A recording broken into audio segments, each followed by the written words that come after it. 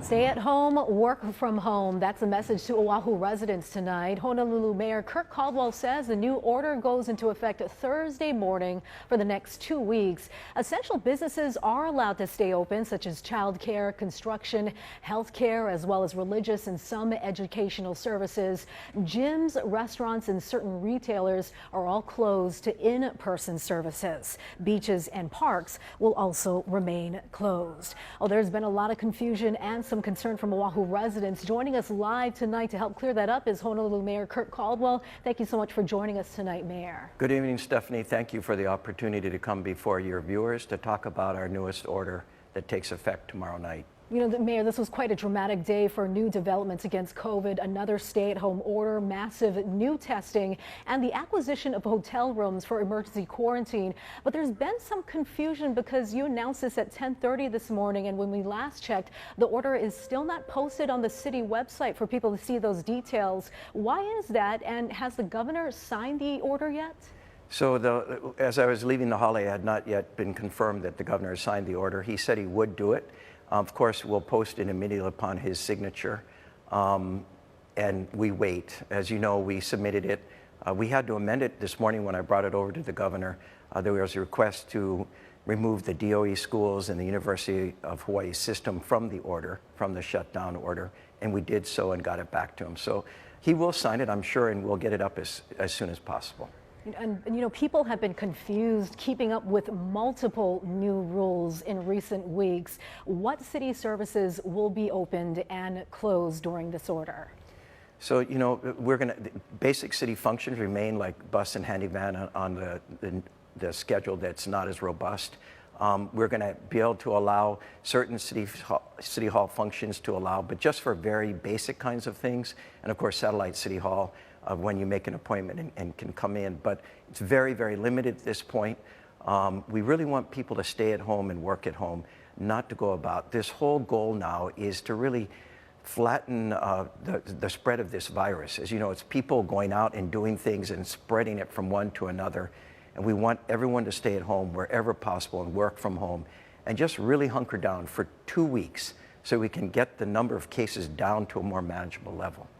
Mayor, was there any concern about the impact on business? The Chamber of Commerce complained that there is no statewide relief plan for businesses who will be impacted. Some of them saying they're going to have to shut down. Will the city be doing anything to give them a break from taxes or other costs, or do you have enough federal money to make a difference? So, real concern for the impacts on business. I tell you, it breaks my heart as we're working on this order, and I know that people are just hanging on by their fingernails and trying to survive.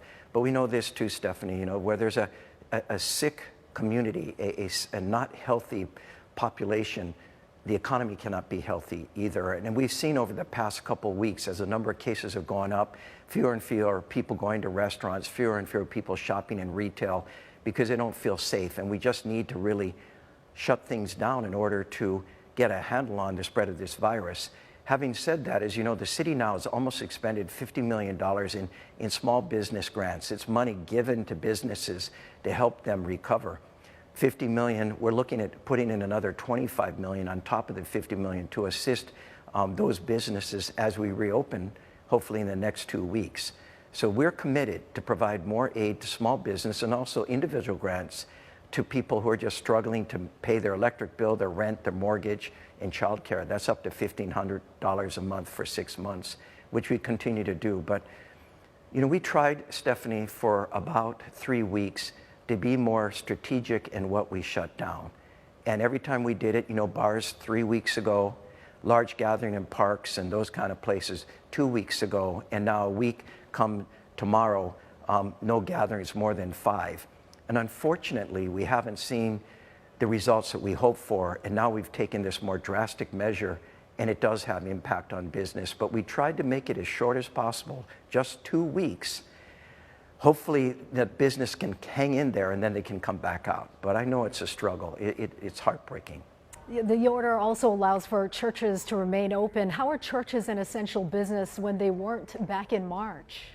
Well, and you're correct, but we also heard from religious organizations. We saw lawsuits that were filed in other states, sometimes successful, sometimes not successful. And in fact, yesterday I talked to a lot of religious leaders, last week also, and concluded that if it was done in an appropriate way, they could remain open. Although I did ask them, if wherever possible, to not hold services for the next 2 weeks. So legally, they're allowed to. They're become an essential business. But I've asked them personally, me to them, saying, please, can 2 weeks go by before you ask people to gather in your sanctuaries? Some have said yes, some have said no, but I'm hoping that we'll get greater compliance in terms of not spreading the virus in our churches. You know, Councilman Joey Manahan laid into the state health department saying it resisted testing and contact tracing in some of the low-income areas of his district, and he called it inequitable. Do you share that frustration? I do. As you know, I tried early on to expand testing capacity, and we were told by the Department of Health, no, we don't need it, we're fine. And then we tried to expand contact tracing up to 300 contact tracers the city would pay for. We're told, no, we're fine. Well, we're not fine. You've seen the results of that lack of action, and I can understand 100% where Councilmember Monahan feels. So many of these cases, the Pacific Islander community, the Filipino American community, many who reside in his Kalihi area are the ones who are suffering the consequences of this, and they need help more than anyone else. And I heard his frustration, and we need to do more for his community and for those communities, both Pacific Islander and Filipino American. Right, so this mass testing is part of this order, and so it will be aimed at those communities such as Pacific Islanders or Filipinos who Manahan said have been unfairly neglected. Yep. The other part is quarantine, as you mentioned, you know, having a lodging for folks to go to that are either tested positive or came into close contact. As we know, in the Filipino community, the Pacific Islander community, their definition of ohana is much broader than my definition of just my wife and daughter living at home. They have everyone, their extended family, living at home in crowded conditions, and the virus can spread, and then they need to go to work. Every 2 weeks, they need a paycheck to buy their food, and so they may go to work sick, and then the virus spreads. So we have to find them a place to quarantine, and we even have to look at ways we could pay them while they're quarantined so that they don't want to go to work, and they will stay quarantined. And we cannot make someone go somewhere they don't want to go. So we need to assist them as much as possible. So can you explain more about how you've acquired a hotel for the state? I know 130 rooms seems pretty small. Did the state ask for that, or did you insist? And how important is it to have that additional space, and who will make the most use of it? Yeah. So Stephanie, part of the reset for Oahu is we're going to take our future in our own hands. Number one, surge testing. That's the testing we wanted. Number two, how do we do more contact tracing? I've asked the governor now for the authority. We need to get it from the state to hire up to 500 contact tracers. And then once the state gets on board, we can wrap ours around theirs. Number three is how do we quarantine those folks? So we went and found the hotel, but obviously we don't have a Department of Health. So once we started working with the hotel, we reached out to Department of Health and said, will you work with us in a partnership? And they did. Eddie Mesro has been great to step up and help us in terms of managing this hotel. You're right, 130 rooms. We're going to need more rooms, Stephanie. We're now beginning the process of looking at other hotels. As we do the surge testing, there's going to be a demand for more quarantine space.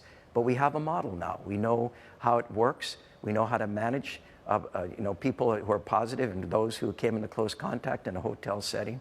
And so we're working on getting more hotels that'll be there as we have to quarantine people. Mayor, can you tell us the name of that hotel where people will be quarantining? You know, I wish I could, but in negotiations with the hotel, it's complex. First, Department of Health we had to negotiate with, and then the hotel owner, and they wanted confidentiality, and that's in the agreement, and I'm going to honor that agreement and not breach their confidentiality. Understandable. Well, Yeah. The fire department union says firefighter morale is very low, that they don't feel supported by department leadership, and they're being forced to fight for workers' compensation benefits. What can you do to help the first responders? Number one, we do need to do a better job with all of our first responders, the Honolulu Police Department, the Honolulu Fire Department, EMS, and our ocean safety folks. They're on the front line, and they are coming in contact with folks, and they are testing positive, and they need to be given all the protections. They need to have a place where they can go and isolate. I mean, we heard stories of firefighters who went home and slept in their garage in their car because they wanted to get their family infected, and it took a while to get a hotel space for them. And part of this hotel that we retain and others we're going to retain is to make sure our first responders If they need a place to isolate because they came into close contact, or they're positive but not sick and don't have to go to a hospital but don't want to infect their family, we're going to put them in this hotel and wrap them with all the services they need, they deserve, and we're going to do a better job of doing that. Well, Mayor, you know, the state has also warned the ambulance service to expect cuts along with other state-funded programs. What are you going to do about that? You know, I just learned about that today, and just in the meeting I was at, and I apologize for being a little bit late, we're talking about where do we find the funds if they do those cuts. Obviously, we cannot cut our ambulance service. We cannot cut our EMS folks. They're on the front line. In this pandemic, they're doing more than ever. So we got to make sure that we find the funds. Short term, we have CARES money.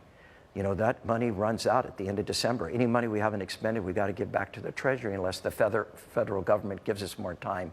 We're going to have to find the money. We will find the money because this is the job of the city to provide these kinds of services. And if we don't, people are going to die.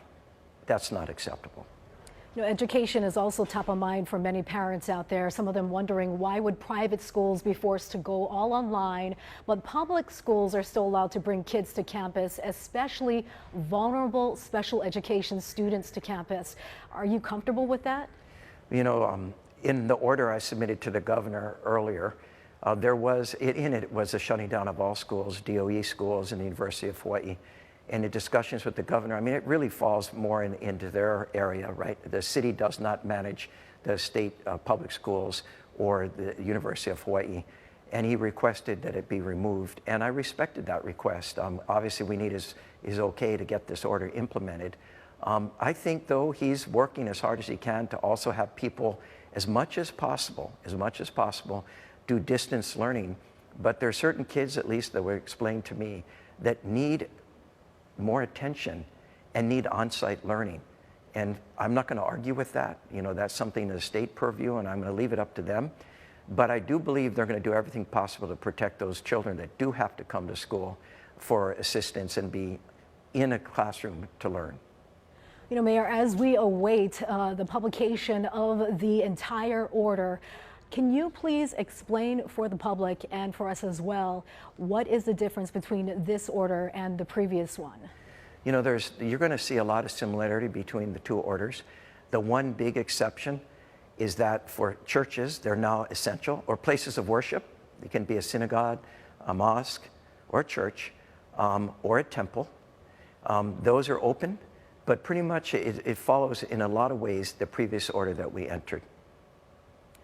You know, and if this new order does not work and we continue to see triple-digit cases and deaths, will Oahu residents be looking at staying shut down longer than the 2 weeks? You know, I sure hope not. That's my hope upon hope. And I do believe that what we've done so far has allowed this virus not to continue to grow in the same way it was. You know, we're seeing it every 6 days, a doubling. It's now every 10 days. And so I think some of the things we've done are working, but not quick enough. And I'm hopeful that this 2-week pause, this 2-week reset will allow us to open up again in 2 weeks. That's my hope. I'm not going to bet against that hope at this point. And I believe that the people of this island will do their part to bring down the number of cases so we can reopen again in a different way with vigorous testing, contact tracing, and quarantining. Because this virus does not go away, Stephanie. It stays with us until there's a vaccine. If there's one thing we've learned, I think, on Oahu, is we can't just open up and pretend it's not there. It'll show its ugly face again, and we'll be in another lockdown, and none of us want to go there again. So it's how we manage the virus as we open up and go about our businesses. Well, you're right about that. None of us want to be in another lockdown. So, Mayor, we're going to be checking the city website and look out for that city order or the state order and all the details. And we want to tell our viewers that we'll also put that online as soon as that comes out. Thank you so much for joining us tonight. Thank you, Stephanie. Appreciate it. Aloha. Aloha.